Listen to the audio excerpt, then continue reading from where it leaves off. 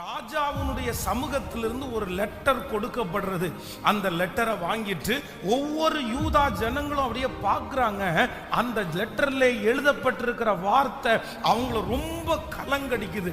குறிப்பிட்ட ஒரு நாள் வரும், அந்த நாளில் யாரெல்லாம் யூதர்களை பார்க்கிறீர்களோ, இந்த ஜனங்களை பார்க்கிறீர்களோ, அந்த ஜனங்களை உயிரோட வைக்க வேண்டாம், அவங்களை கொன்றுங்க, அவர்களுடைய உடைமைகளை எல்லாம் நீங்க திருடிருங்க அப்படின்ற ஒரு செய்தி புறப்பட்டு வருகிற செய்தினால கலங்கிட்டாங்க.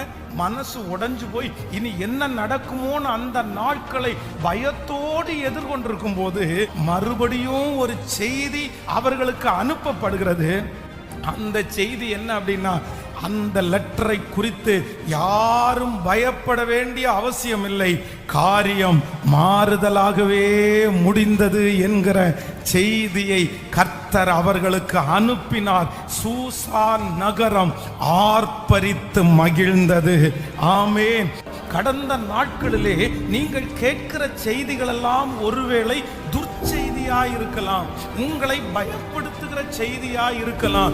ஒரு நல்ல செய்தியையும் நான் கேட்க முடியாதோ அப்படின்னு யாரெல்லாம் இருக்கிறீங்களோ, கர்த்தர் வாக்கு கொடுக்கிறார், நம்முடைய காதுகள் நற்செய்தியை கேட்கிற காதுகளாய் மாறப்போகிறது.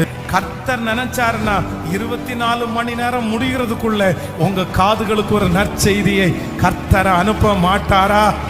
கர்த்தர் உங்களுக்கு அனுப்பும் செய்தி உங்களை சந்தோஷப்படுத்த போகிறது. கர்த்தர் வாக்கு கொடுக்கிறார், உங்களுக்கு ஒரு நற்செய்தியை தேடி வர பண்ணுவேன். ஆண்டவர் வாக்கு கொடுக்கிறார், நற்செய்தியை உங்களுடைய காதுகளிலே கேட்க பண்ணுவேன்.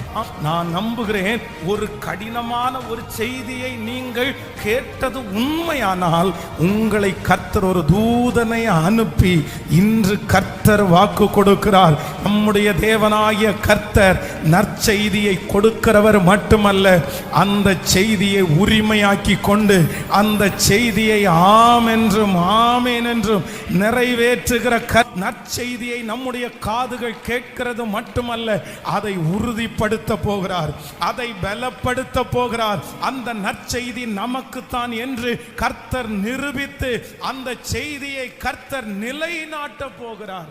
ஹல்லேலூயா.